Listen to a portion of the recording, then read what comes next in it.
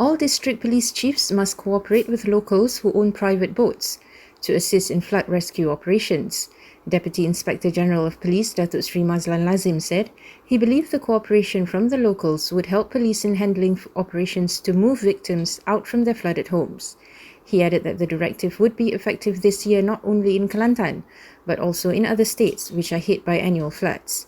He said this to reporters after a working visit to observe Op Benteng at the Malaysian-Thai border in Pengkalan Kubor today. Mazlan said he has also instructed the district police chiefs to get villagers with boats to register with the police.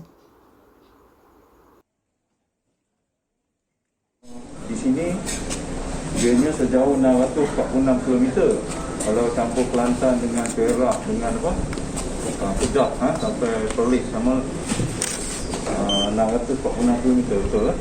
Jadi kalau kita lihat sekarang ini kita perlu fokus kepada tempat-tempat ini untuk pastikan bahawa tidak ada pemasukan mereka daripada negara asing, negeri asing.